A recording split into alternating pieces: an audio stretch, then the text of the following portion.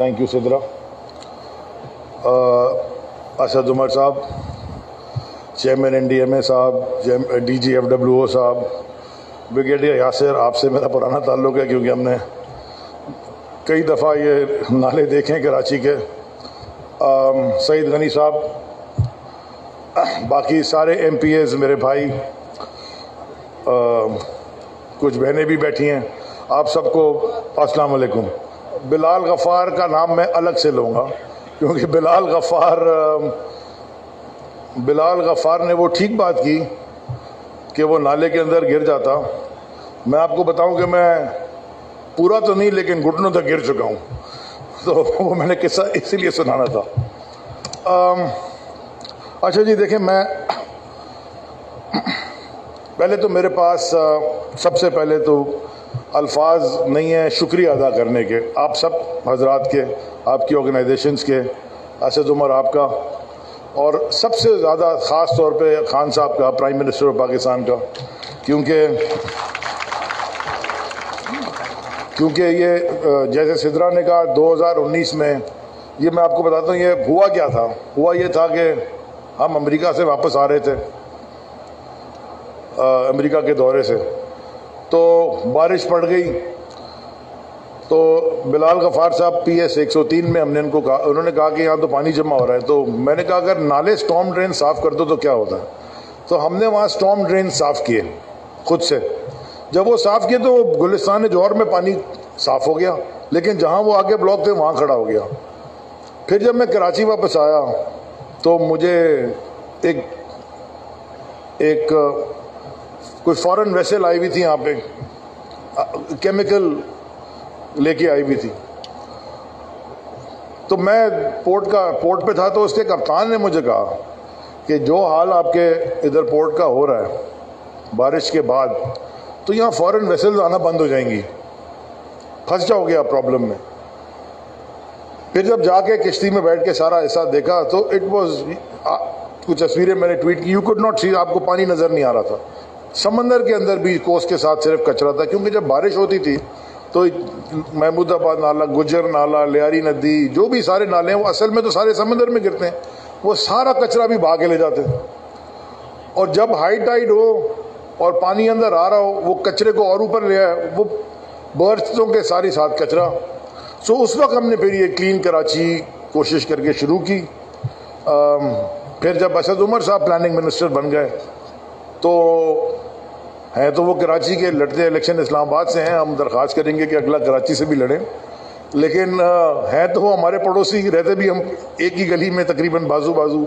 जब Asad Umar planning minister बन गए तो I have to once again thank you Asad, because you have really put in a lot of effort. और ये आप, अगर ये जो सारे काम हो रहे हैं कराची में, इसमें आपका बहुत बड़ा रोल है। अगर कोई और कुछ कहता है तो वो प्लीज़ ज़रा अपने आप को करेक्ट कर लें, बिकॉज एक जिस पैशन से आपने काम किया और माइक्रो मैनेज भी किया कई दफ़ा, वो बड़ा मुश्किल है वो काम करना इस जैसे शहर में। देखिए जी, मैं थोड़ा सा डेटा भी आपको दे दूं। अभी बताया गया वीडियो में कि, और अभी हम जब, अच्छा उससे डेटा देने से पहले ये भी एक पाकिस्तान में एक कमाल है। मुझे थोड़ी सी और खुशी होती और आप सबको भी और खुशी होती कि अगर हम आज इफ्तिताह कर रहे होते हैं कि जी पाकिस्तान ने आर्टिफिशियल इंटेलिजेंस ने कोई बड़ा मार्का मारा है, या कोई हम लॉन्च करने लगे हैं स्पेस में जाके, कोई बड़ा पाकिस्तान ने सैटेलाइट लॉन्च कर रहे हैं, उसकी इनॉग्रेशन। देखें, जब हमने काम नहीं किए, इर्रिस्पेक्टिव, मैं पॉलिटिकल बात नहीं, मैं पाकिस्तानी बात कर रहा हूँ। ये पाकिस्तान के अंदर कराची है और कराची के अंदर महमूदाबाद है और महमूदाबाद के अंदर वो नाला है। जब हमने as a country, as a nation जब नहीं किए काम जो हम आज कर रहे हैं, अगर हम पहले कर लेते तो यहाँ 2 फेडरल मिनिस्टर्स और चेयरमैन जनरल साहब, FWO DG जनरल साहब, ब्रिगेडियर्स, इतने सारे MPAs, हम कर रहे क्या हैं माशाल्लाह, एक नाले का इफ्तिताह। ज़रा सा for us as a Pakistani we must reflect, इस मुल्क में जितनी ताकत है, इस मुल्क के खिलाफ जो शर्त लगाएगा हार जाएगा, ये मैं आपको गारंटी करता हूँ। सिर्फ हमने अपने आप को भी देखना है, थोड़ी गवर्नेंस भी ठीक करनी है। जो आपने बताया कि 1,21,000 टन आपने निकाला, और इमेजिन करें कि यहाँ आबादी कितनी है, तो मैं आपको बताता हूँ कि अगर आप ये नाले में और ड्रेच करें, आप शायद 1,21,000 टन और निकाल लें, क्योंकि वो चिन्ना क्रीक जहाँ पे कोई आबादी नहीं है, कम आबादी है, सिर्फ वो हिजरत कॉलोनी और वो नहर ख़याम से पानी और कचरा आता है, वहाँ मैंने कोई 15-18 साल बाद ड्रेजिंग शुरू की है, तो कुछ 60,000 टन तो वहाँ निकाल चुके हैं, स्लज और गंद। सो ये तो बिल्कुल आबादी के बीच में है। सिर्फ दरख्वास्त, आजिज़ाना गुजारिश दरख्वास्त मोहल्ले वालों से है, और बिलाल गफ़ार साहब आप भी, सईद गनी साहब आप भी, हम इसी में हल्के में हैं कि हमें भी इनको एजुकेट करना है, और आपसे भी दरख्वास्त है कि नाले में कचरा ना फेंकें, क्योंकि ये आप ही के घर में पानी लेके आ जाएगा बारिश में। और एक और दरख्वास्त भी मैं कर दूं सईद गनी साहब से कि एक हमने, जब हम बैठे थे तो हमारी बड़ी अच्छी मीटिंग्स हुई, वहाँ पे कमिटमेंट की गई थी सईद भाई के ये जो इदारे हैं इनको डिवॉल्व किया जाएगा, सिंध सॉलिड वेस्ट को डिवॉल्व करके डिवीजन पे ले जाए, कराची सॉलिड वेस्ट बना दें, लाड़काना, हर जगह की अलग। इसी तरह बिल्डिंग कंट्रोल को भी सिंध की जगह हर डिवीजन को दे दें, तो वो फिर आसान होगा कंट्रोल करना। ये शहर को 13 से 14,000 टन कचरा डेली प्रोड्यूस करता है, जो आपके डिस्पोजल पॉइंट्स हैं वहाँ 5-6 हज़ार टन ले जाते हो, बाकी या ऐसे नालों में जाता है या समंदर में जाता है।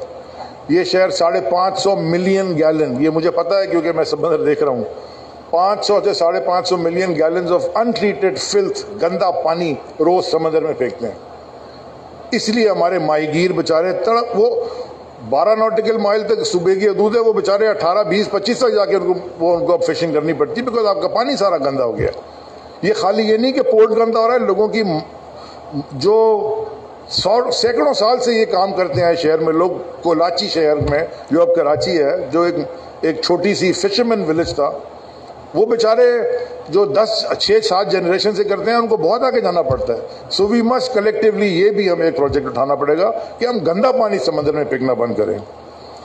जो आपने सईद भाई बात की कि वहाँ ब्लास्ट हो गया गैस का, ये बिल्कुल ठीक है, बिकॉज अमेरिका में हम देखते थे अक्सर कि बहुत सारे जो ट्रैश पॉइंट्स होते हैं वो कंपैक्ट करके ऊपर उसके शहर बना देते थे, नीचे गैसेस, बड़ी ख़तरनाक गैसेस डेवलप कर जाती हैं, और अक्सर देखते थे कि वो बंद करके इलाका और पाइप लगा के वो गैस निकाल देते। वो जहरीली गैस है H2S, जिससे लोग मर जाते हैं, जिनको एज़मा है, जैसे मेरे जैसे लोग जेब में पंप लेके घूमते हैं। अगर वो गैस हेवियर देन एयर नीचे रहे, आप सूंघ लें, और ह्यूमिडिटी जैसे शहर जहाँ पे कराची ज़्यादा होती है, people will die and people have died.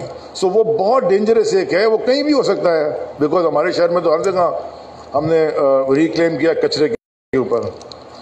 और आखिर में 2 बात कह के मैं इजाज़त चाहूँगा। मैं आई वॉज होपिंग कि अच्छा भी हुआ शायद अगर CM साहब भी आए होते तो मैं शायद ये बात ना करता, और मैं शायद प्रोटेस्ट में बाहर चला जाता। मेरे दोस्त भी हैं, भाई भी हैं, सिर्फ उस लोकल बॉडीज़ के बिल पे के जो कि सारी की सारी इख्तियार हमसे ले रहा है। लोगों को इख्तियार देना चाहिए।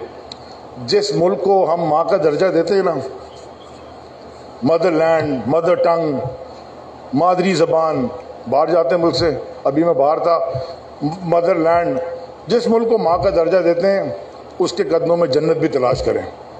ये बड़ा ताकतवर मुल्क है, ये मेरी आप सबसे गुजारिश है।